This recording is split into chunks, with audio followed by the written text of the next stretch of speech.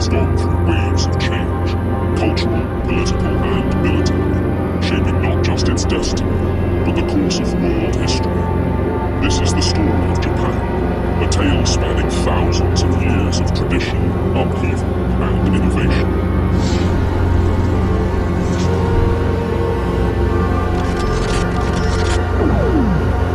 Before the samurai, before the emperors, and long before the modern metropolis of Tokyo, there was a Japan vastly different from what we know today. Imagine a world in which the islands of Japan were inhabited by small, nomadic tribes, hunter-gatherers who lived in the forests and along the coasts, deeply connected to the natural world around them. This was Japan in the Jomon period, a time when pottery was the cutting-edge technology and rice farming was yet unknown. The story of Japan's origins starts here, in an era of simplicity that laid the groundwork for one of the most complex and sophisticated cultures the world has ever seen. The Jomon period is named after the distinctive pottery that these early inhabitants left behind. Jomon literally means cord-marked, referring to the intricate patterns made by pressing cords into wet clay. This pottery is not only one of the oldest in the world, but also a symbol of the cultural ingenuity of these early peoples. The Jomon people are believed to have arrived in Japan during the last ice age, when sea levels were lower and land bridges connected the Japanese islands to the Asian continent. For thousands of years, they lived as hunter-gatherers, relying on the rich natural environment to sustain them. The forests provided game such as deer and boar, while the rivers and coasts teemed with fish and shellfish. Archaeological evidence shows that they even hunted marine mammals like dolphins and whales, which were a valuable source of food and materials. Yet, despite living in what modern eyes might see as a primitive lifestyle, the Jomon people were far from unsophisticated. Their pottery, for instance, was not merely functional, but often highly artistic. The Jomon were among the first humans in the world to make pottery, and their designs became increasingly complex over time, showing a deep appreciation for aesthetics. Some of their pots are decorated with elaborate patterns that were likely imbued with spiritual or symbolic meaning. This suggests that the Jomon had a rich spiritual life, possibly worshipping natural forces or ancestors. The Jomon people lived in small communities scattered across the islands of Japan. While many were nomadic, moving with the seasons to follow game or find new fishing grounds, others built semi-permanent settlements. Archaeologists have uncovered the remains of pit dwellings, houses dug into the ground with thatched roofs, which were likely used for several years before being abandoned or rebuilt. One of the most fascinating aspects of Jomon society is the apparent lack of social stratification.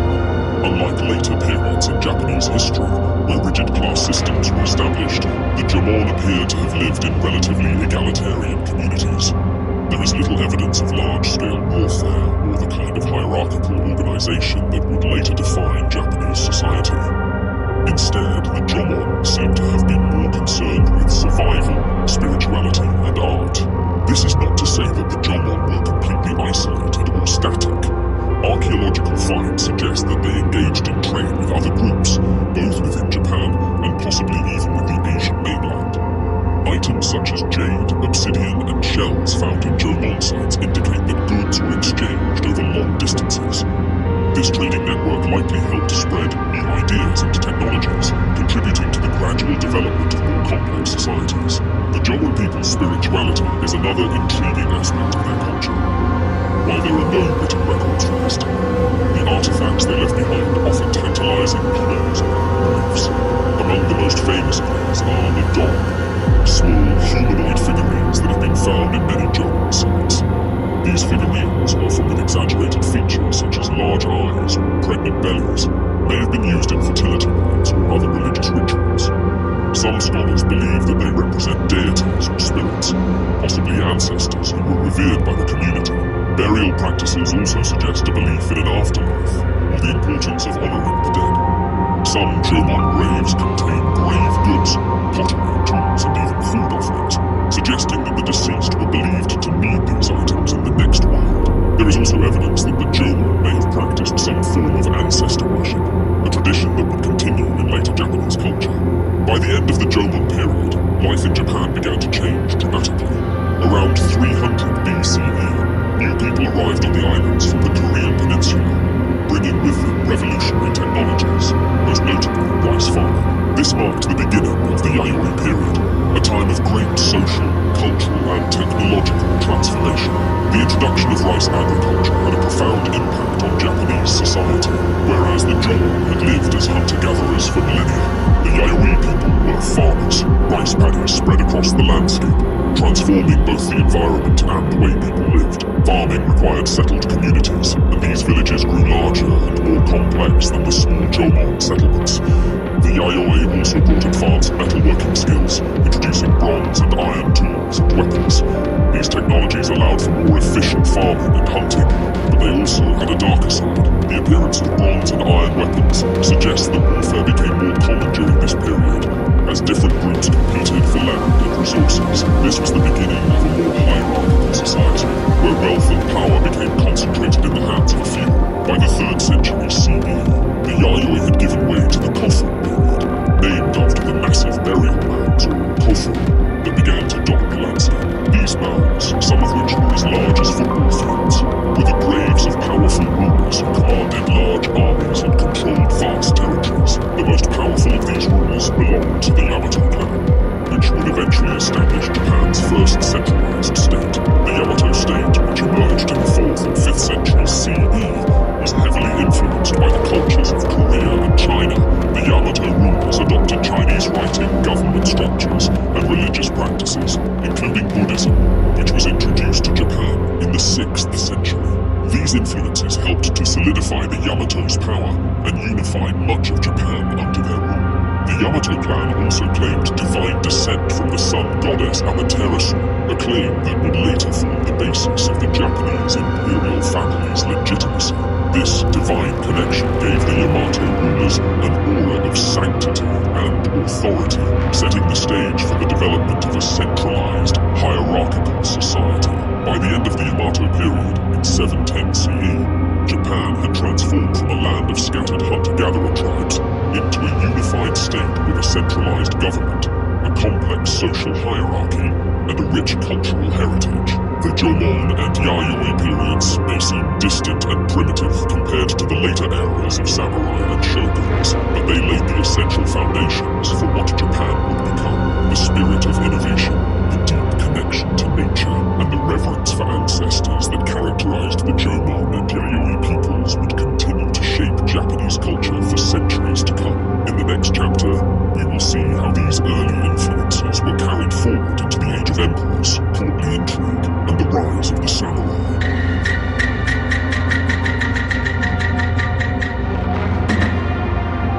Japan, having risen from its Jomon and Yayoi roots, was now entering an era where the sword, the pen, and the brushstroke would dominate the cultural landscape. From the glittering palaces of the Heian court to the blood-soaked battlefields of the Sengoku period, this chapter of Japanese history was one of contradictions. It was an age of refinement and brutal conflict, of artistic beauty and relentless ambition. The age of the samurai was a time when warlords carved out empires, and poets and scholars influenced the very essence of Japanese identity. The story of the samurai begins in the Heian period, named after the imperial capital of Heian-kyo, modern-day Kyoto. In 794, the Japanese court moved the capital from Nara to Heian-kyo, a decision that signaled the beginning of a new golden age. The Heian period is often remembered as a time of cultural brilliance, where art, literature, and poetry flourished under the patronage of the imperial court. However, beneath the surface of this refined world was a nation teetering on the edge of collapse. At the heart of the Heian court was the emperor, but in practice, true power often lay in the hands of noble families, particularly the powerful Fujiwara clan. The Fujiwara dominated the court by marrying their daughters into the imperial family, thereby securing positions of influence as regents and advisors to the emperor. This system of courtly politics ensured the Fujiwara's dominance for several centuries. During this time, Japan began to develop a distinctive culture, separate from the heavy influence of China. Court life in Heian-kyo was highly ritualized, with aristocrats spending their days composing poetry, exchanging letters, and engaging in elaborate tea ceremonies.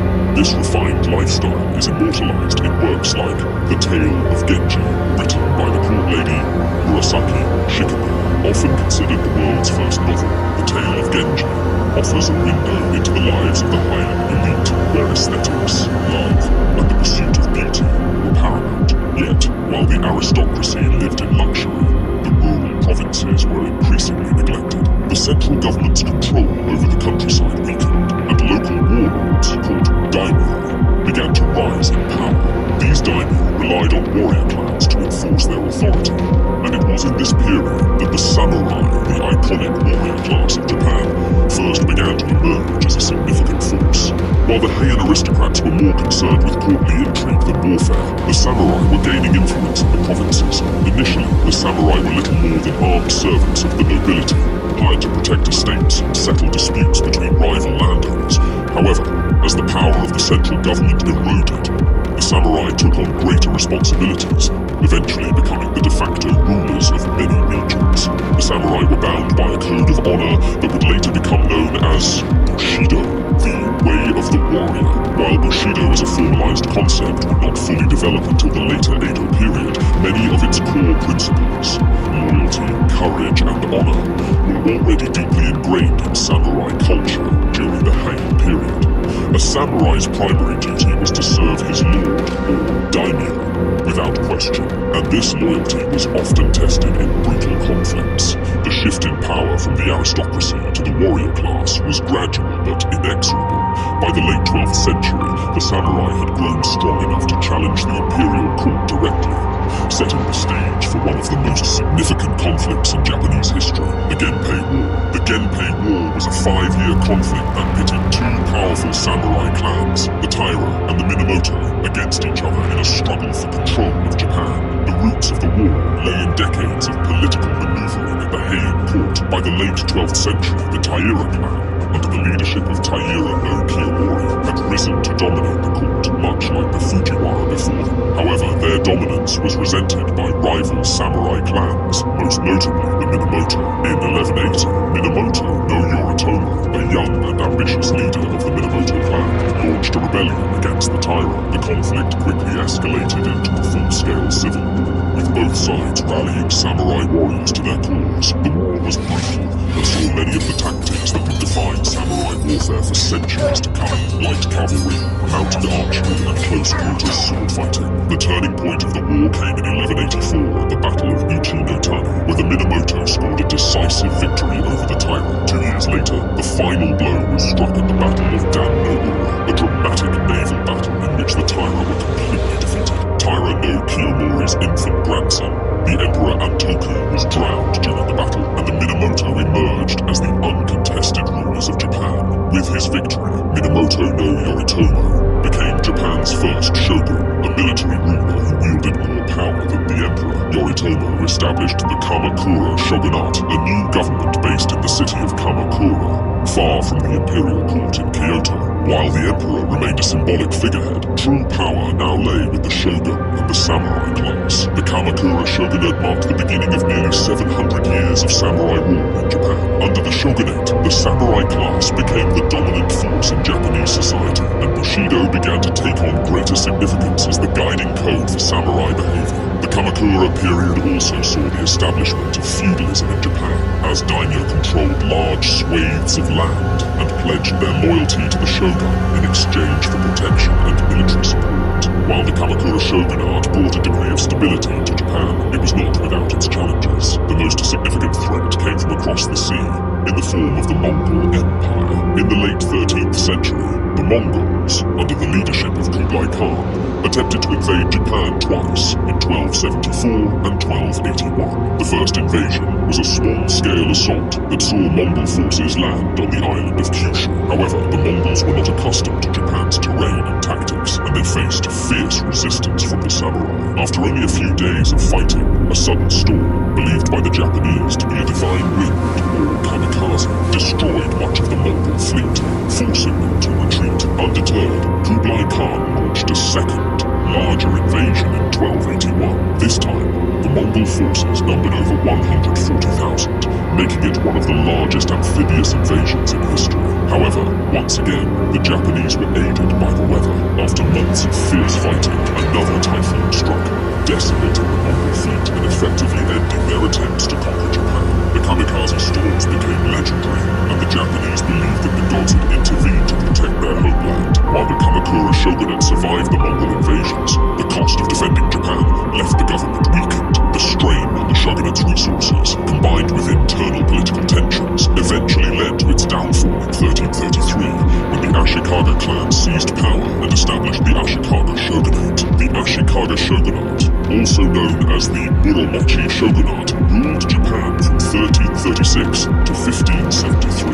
While the Ashikaga clan managed to maintain power for several centuries, their rule was far less stable than that of the Kamakura shogunate. The early years of the Ashikaga shogunate were marked by a power struggle between the shogun and the emperor, leading to the Nanbokucho period, during which rival imperial courts existed in the north and south of Japan. Eventually, the Ashikaga shogunate restored a degree of order, and the 15th century saw a cultural renaissance in Japan. The period is often referred to as the Muromachi period, after the district in Kyoto, where the Ashikaga had their headquarters. This was a time of great artistic achievement, with the development of no theatre, tea ceremonies, and ink painting. However, beneath the surface of cultural flourishing was a nation once again on the brink of chaos. In 1467, the Onin War broke out, plunging Japan into the Sengoku period, or Warring States period. For over a century, Japan was engulfed in civil war as daimyo across the country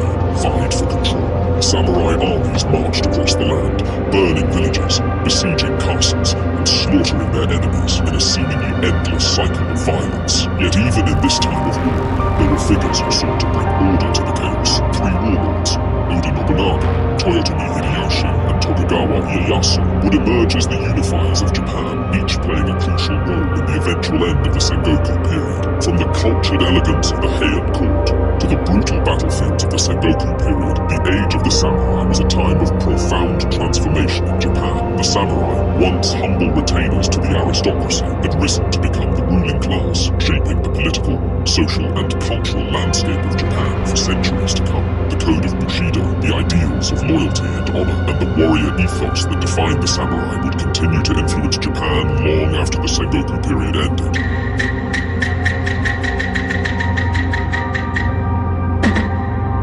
The bloody chaos of the Sengoku period had come to an end. Japan, ravaged by more than a century of civil war, was finally about to experience an era of relative peace and stability under the rule of the Tokugawa shogunate. Yet, this peace came at a price. The once expansive ties Japan had with the rest of the world were severed, its ports closed, its culture frozen in time. For over 2 centuries, Japan would remain isolated from the outside world, its samurai still standing guard, but now in a time of peace. As the rest of the globe spun forward through the age of exploration, industrialization, and the birth of modern nations, Japan remained locked in a feudal order until the inevitable knock came at the door from the west. The unification of Japan began with Oda Nobunaga, who, during the late 16th century, launched a brutal campaign to bring the feuding daimyo under his control.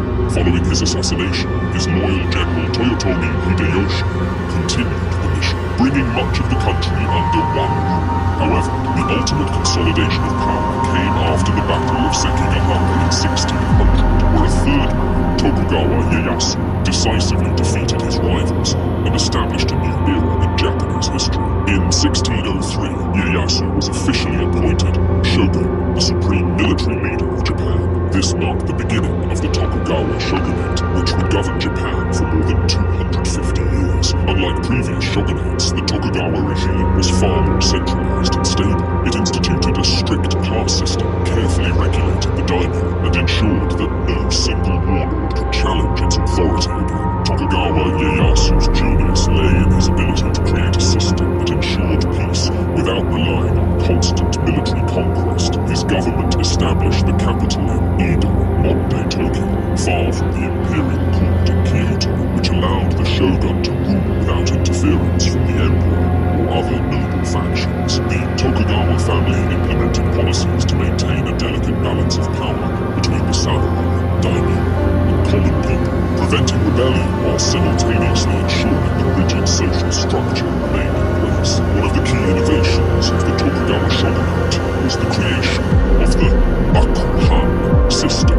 form of centralized feudalism that effectively kept the daimyo in check.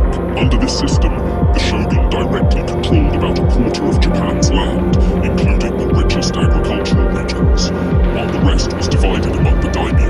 However, the daimyo were required to swear loyalty to the shogun and follow strict rules that limited their autonomy.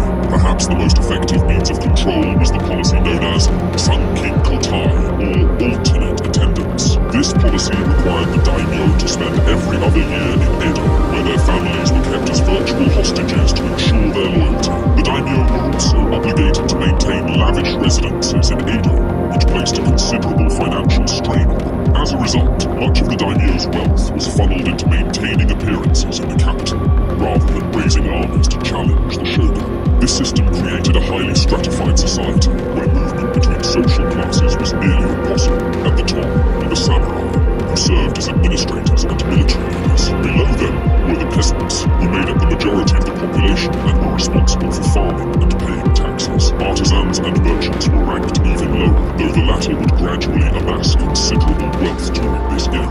One of the defining features of the Tokugawa era was the policy of sakoku, or closed country. In 1639, the shogunate issued a series of edicts that effectively sealed Japan off from the outside world. All foreign trade, with the exception of limited contact with the Dutch and Chinese, was banned. Christian missionaries, who had been active in Japan during the 16th century, were expelled, and Japanese citizens were forbidden from leaving the country on pain of death. The reasons behind this dramatic decision were both practical and ideological. The Tokugawa government feared that foreign influences, particularly Christianity, could destabilize their carefully crafted social order. The arrival of European missionaries, especially from Portugal and Spain, had led to the rapid spread of Christianity in some parts of Japan. This threatened to undermine the traditional Shinto and Buddhist religious structures that helped to legitimize the shogunate's rule.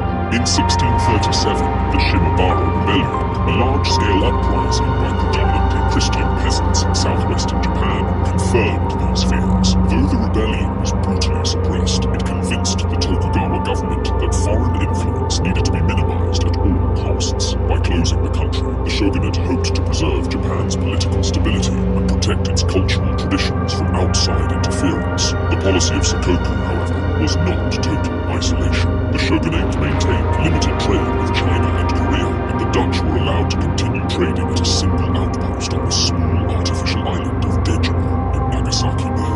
The Dutch, unlike other Europeans, were willing to comply with Japan's strict rules, including a ban on Christian proselytizing. Through these limited contacts, Japan continued to receive news of the outside world, albeit in a highly controlled manner. While Japan remained cut off from much of the world, life inside the country during the Edo period was marked by a sense of order and continuity. The Tokugawa shogunate's emphasis on stability meant that radical change was discouraged, and this was reflected in the rigid class structure that governed Japanese society. At the top of this hierarchy were the samurai, who had evolved from warriors into bureaucrats and administrators. Since Japan was no longer engaged in large-scale warfare, many samurai found themselves without a clear role. Instead of fighting on the battlefield, they worked as government officials, overseeing the collection of taxes, administering justice, and maintaining public order. However, the peaceful conditions also meant that many samurai struggled to maintain their traditional lifestyles. With few opportunities for battle, some samurai sank into poverty, while others became roaming, masterless samurai who wandered the country in search of employment. Below the samurai were the peasants, who made up about 80% of Japan's population. They were responsible for producing rice, the lifeblood of the economy, and were heavily taxed by the government. Despite their low social status, peasants were considered essential to the well-being of the country, and strict laws were in place to keep them tied to the land. Movement between social classes was prohibited, and peasants were not allowed to engage in any activities other than farming. Beneath the peasants were the artisans, who produced goods such as clothing, pottery, and tools. Artisans were respected for their craftsmanship, but they were still considered lower in status than the peasants because they did not produce food. Finally, at the bottom of the social hierarchy were the merchants. Despite their low status, merchants became increasingly wealthy as the economy of the Edo period shifted from agriculture to commerce. This created a paradox. The wealthiest members of society were often those with the least social prestige. Despite its isolation, or perhaps because of it, Japan experienced a cultural renaissance during the Edo period. The relative peace and stability of the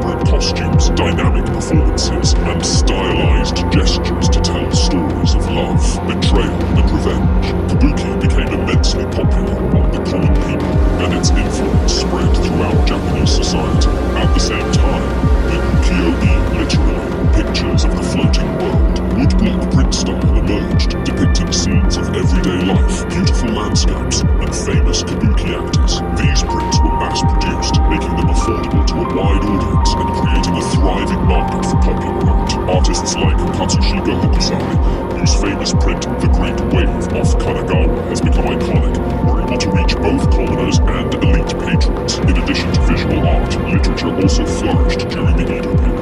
The famous haiku poet Matsuo Basho perfected the art of capturing fleeting moments of beauty in just a few syllables, while novels like The Life of an Amorous Man by Ihara Saikaku explored the hedonistic lifestyles of Japan's merchant class. By the early 19th century, cracks were beginning to show in the Tokugawa shogunate's facade of stability. The rigid class system, while effective at maintaining order, stifled social mobility and economic growth. The samurai class, in particular, was facing a crisis. Many samurai, whose stipends were based on the rice tax, found themselves in financial trouble as Japan's economy shifted away from agriculture and toward commerce. The merchant class, meanwhile, was growing wealthier and more influential, challenging the old social order. At the same time, the shogunate's isolationist policies were coming under increasing pressure. In 1853, American Commodore Matthew Perry arrived in Edo Bay with a fleet of black ships, demanding that Japan open its ports to trade. The arrival of the Americans was a shock to the Japanese, who realized that their country was technologically far behind the West. Perry's visit, followed by the signing of unequal treaties with the United States and other Western powers, marked the beginning of the end for the Tokugawa shogunate.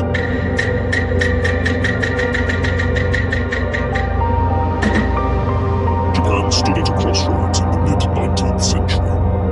After centuries of isolation under the Tokugawa shogunate, the country was thrust into an era of rapid and transformative change, ignited by external pressure from the West and internal dissatisfaction with the old feudal order. What followed was one of the most extraordinary national transformations in world history. The Meiji Restoration not only dismantled the centuries-old samurai-led feudal system, but also rapidly modernized Japan, transforming it from an isolated island nation into an imperial power capable of competing with Western nations.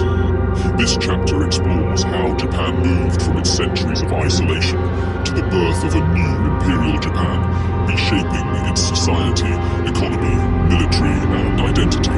It's the story of the Meiji Emperor, visionary leaders, and a nation that faced the future with a determination to never be colonized. In the mid-19th century, the Tokugawa shogunate's isolationist policies came under intense pressure as Western nations sought to open new markets in Asia. The arrival of Commodore Matthew Perry and his black ships in 1853 signaled the beginning of the end for Japan's closed-door policy. Perry's demand for Japan to open its ports to American trade left the Tokugawa government with little choice. In 1854, Japan signed the Treaty of Kanagawa, ending over 2 centuries of isolation. However, the treaties that followed were heavily lopsided, granting Western powers privileges in Japan without requiring reciprocal benefits.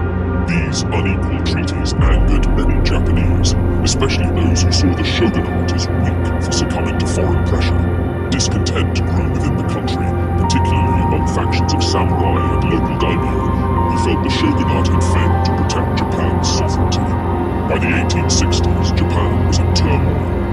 Samurai from the Satsuma and Choshu domains, along with other dissatisfied factions, rallied around the emperor, calling for the restoration of imperial rule and the expulsion of foreigners.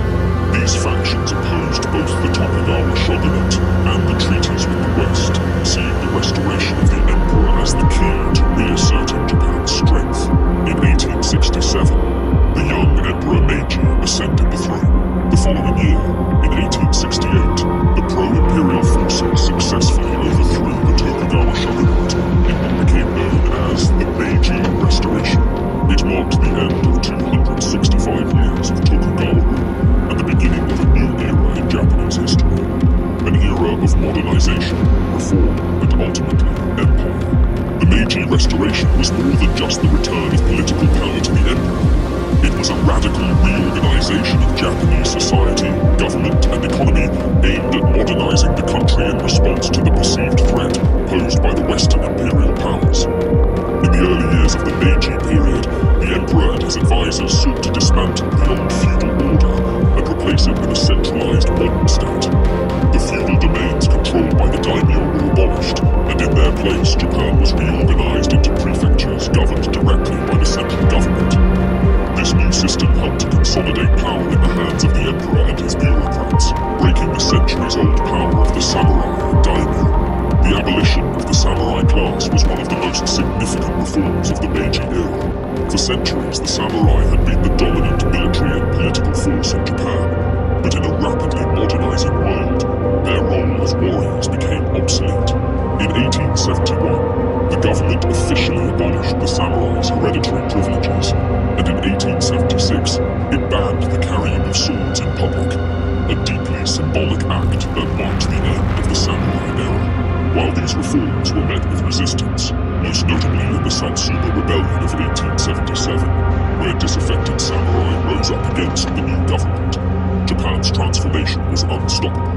The Meiji leaders, often referred to as the Genro or elder statesmen, were determined to modernize Japan's institutions in every way possible to avoid the fate of China and other nations that had been colonized by Western powers. One of the slogans of the Meiji era was Fukoku Kyohei, rich country, strong army.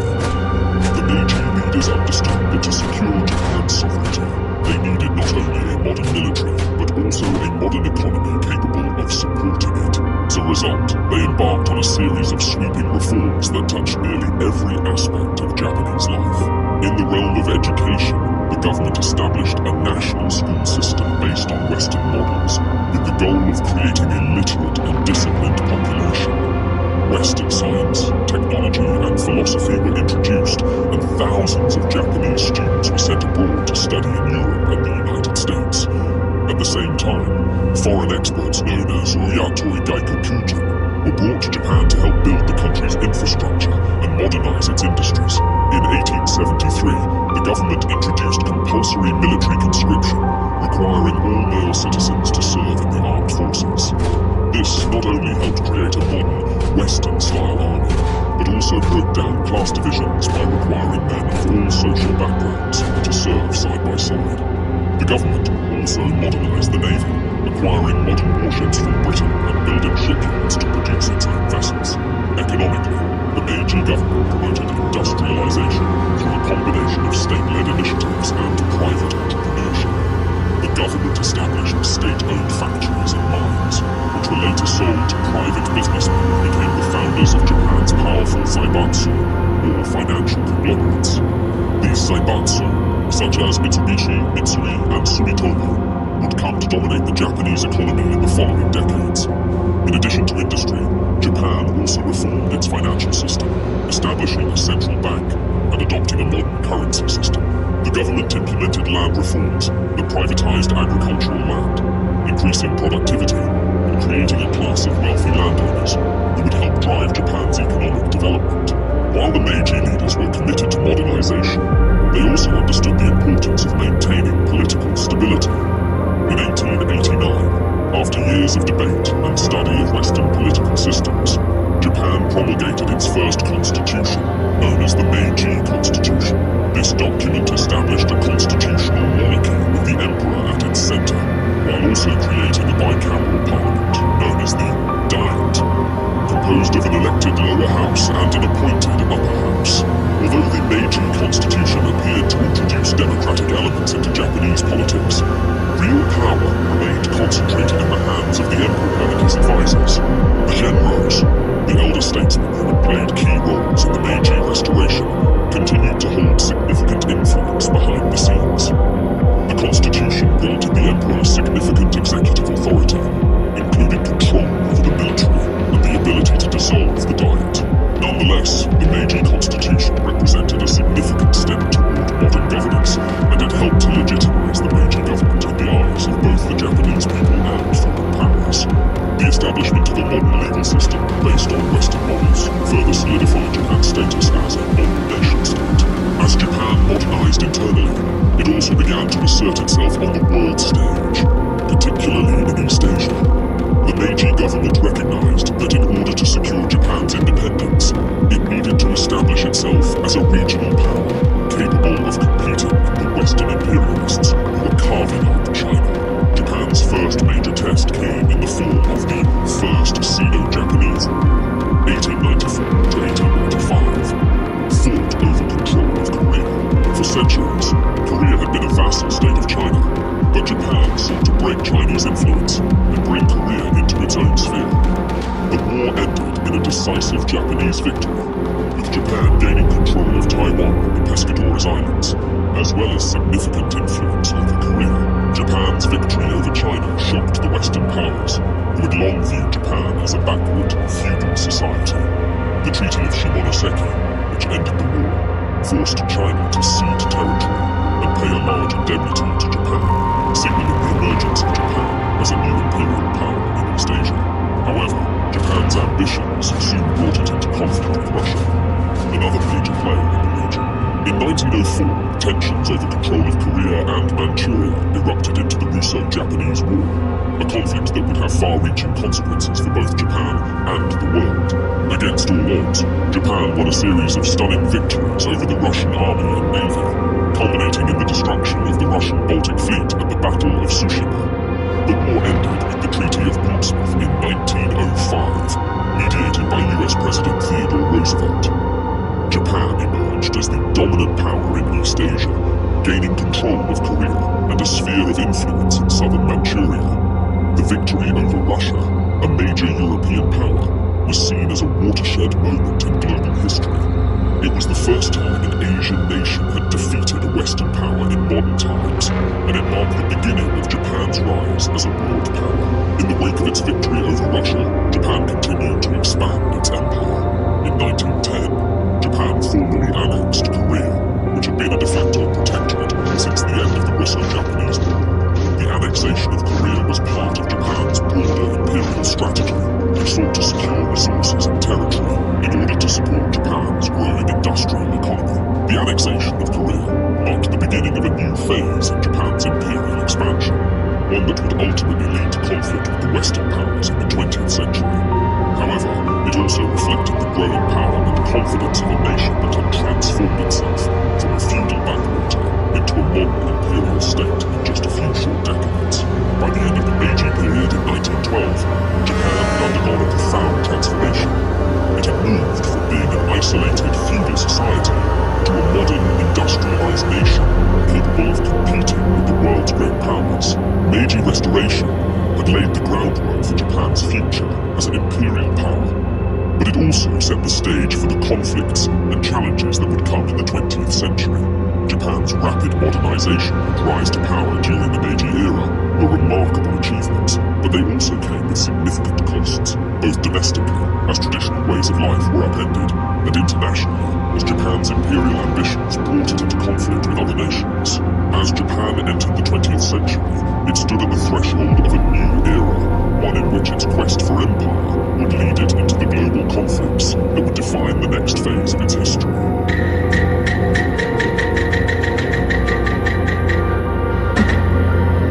The dawn of the 20th century marked a new chapter in Japan's history.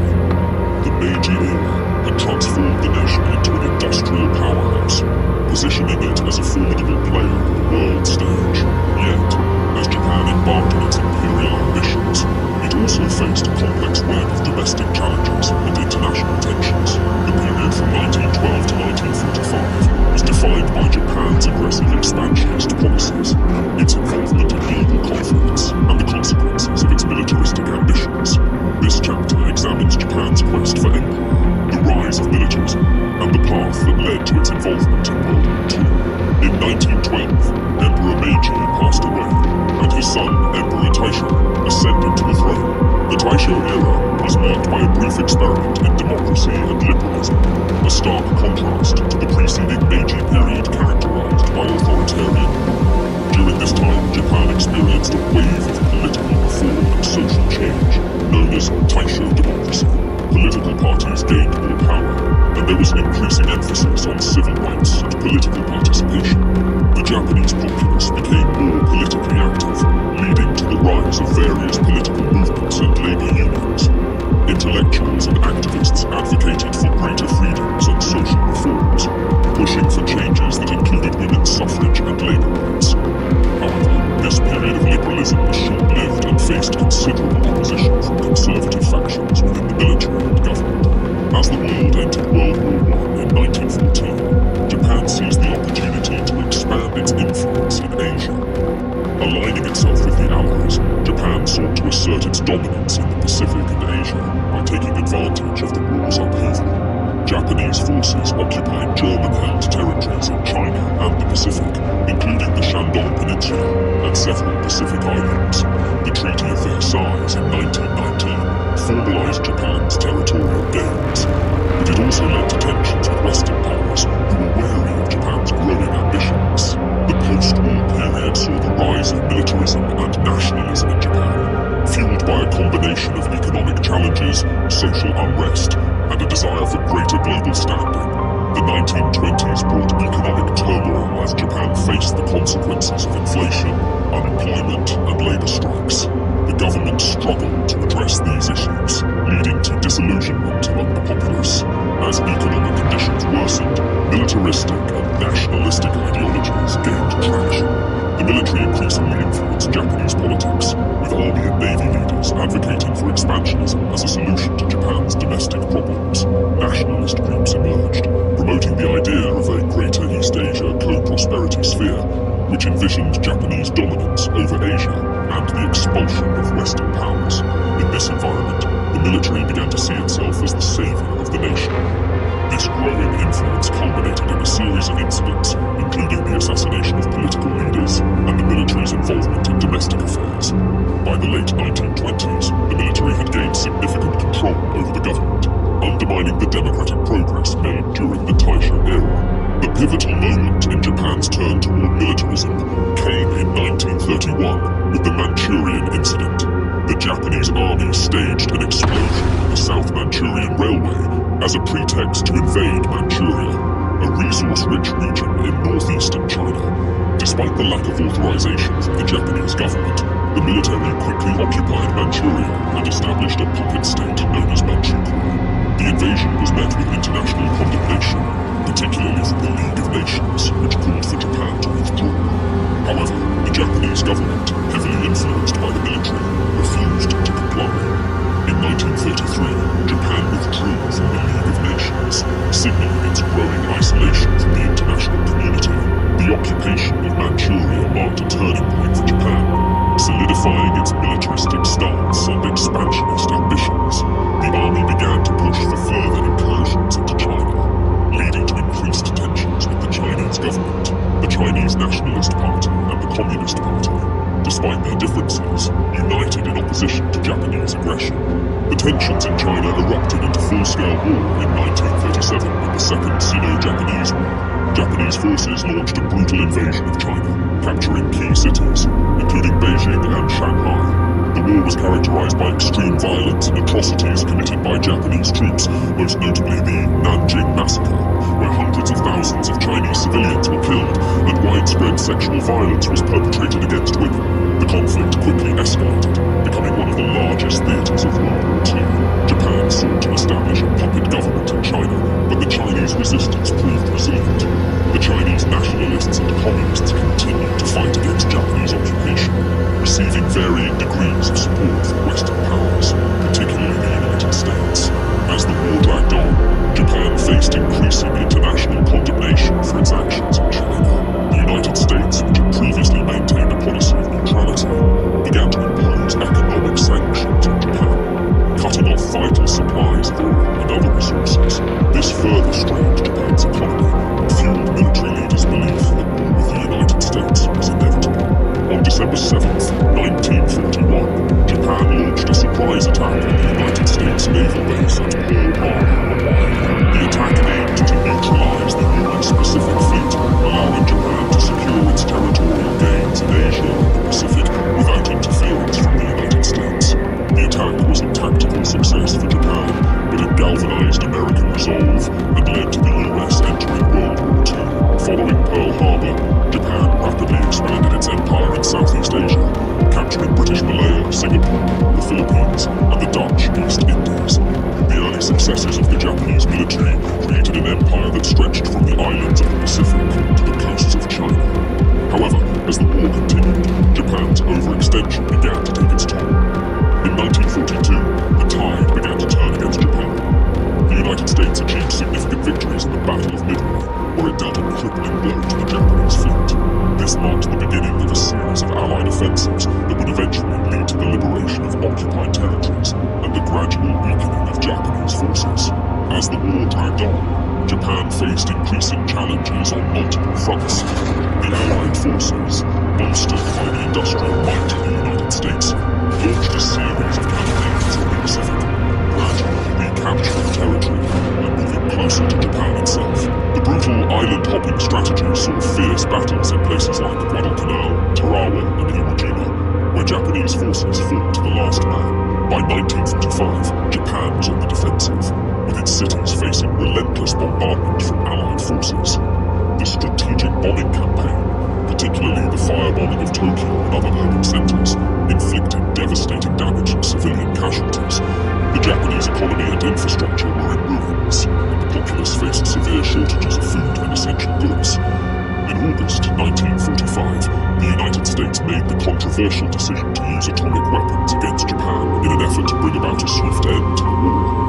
On August 6th, an atomic bomb was dropped on Hiroshima, followed by a second bomb on Nagasaki 3 days later. The bombings resulted in unprecedented destruction and loss of life, with hundreds of thousands killed, injured, or left to suffer from the long-term effects of radiation.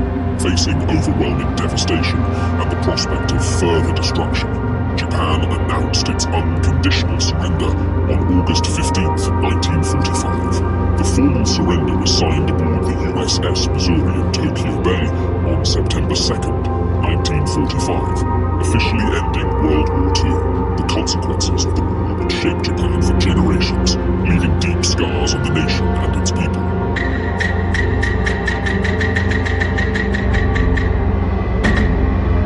The end of World War II marked a profound turning point in Japan's history. Emerging from the devastation of war, the nation faced an uncertain future, grappling with the consequences of its militaristic past. However, the years that followed would witness an extraordinary transformation, one of resilience, innovation, and unprecedented economic growth. This chapter explores Japan's post-war reconstruction, the development of its economy, and the cultural shifts that defined the nation from 1945 to 1989. In the aftermath of Japan's surrender in 1945, the country found itself under Allied occupation led by the United States. General Douglas MacArthur was appointed as the Supreme Commander for the Allied powers. Landscape.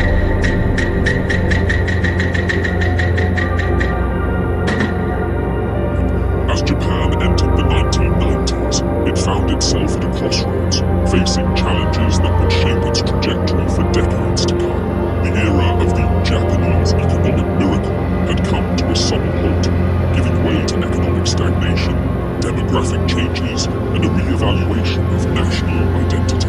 This chapter explores Japan's transition into the modern era, examining the factors that influenced its economy, society, and global standing from 1990 to the present. The early 1990s marked a seismic shift in Japan's economic landscape as the asset price bubble burst. During the 1980s, Japan experienced unprecedented growth, fueled by speculation in real estate and the stock market. The Nikkei stock index reached an all-time high in December 1989, reflecting rampant optimism. However, the excessive speculation led to inflated asset prices, creating an unsustainable economic environment. In 1990, the bubble burst, leading to a dramatic decline in both the stock market and real estate prices.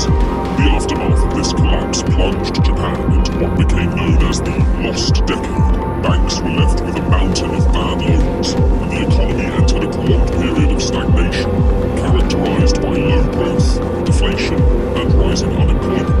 The government's response to the crisis involved a series of monetary and fiscal measures aimed at stimulating the economy. Interest rates were slashed, and public works projects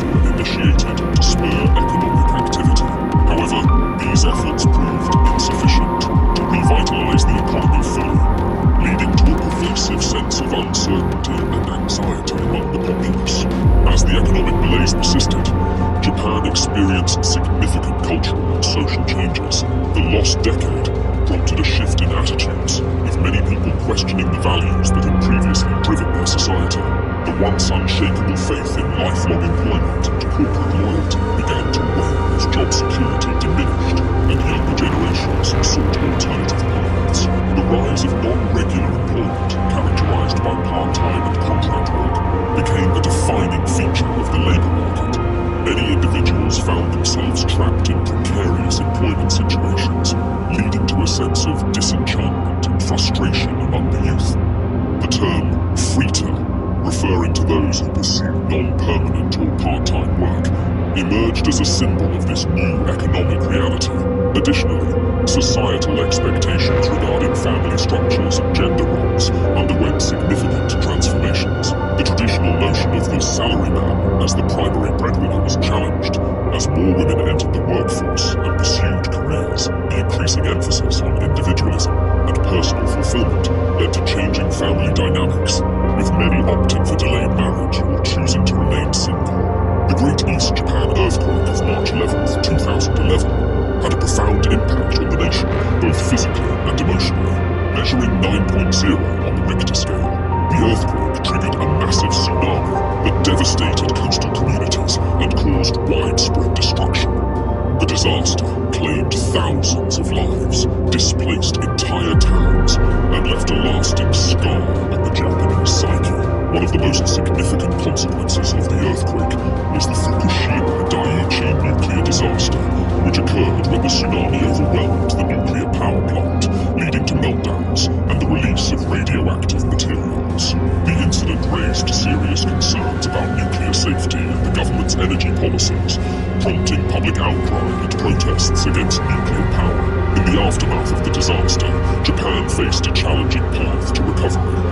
The government implemented extensive reconstruction efforts, but the emotional toll on survivors was profound. The disaster also led to a reassessment of Japan's energy policies, with many citizens calling for a shift away from nuclear power toward renewable energy sources. As Japan entered the 21st century, it confronted a demographic crisis characterized by an aging population and declining birth rates. The combination of low fertility rates and increased life expectancy created a scenario where the proportion of elderly citizens grew rapidly, placing immense strain on the economy and social services. By the 2020s, Japan had one of the highest proportions of elderly citizens in the world, raising concerns about workforce shortages and the sustainability of social welfare programs. The government implemented various measures to address these challenges, including promoting policies to encourage childbirth and supporting families. To combat the labor shortage, Japan also began to explore immigration as a potential solution. However, the nation historically held a cautious stance toward immigration, emphasizing the need to balance cultural preservation with economic necessity.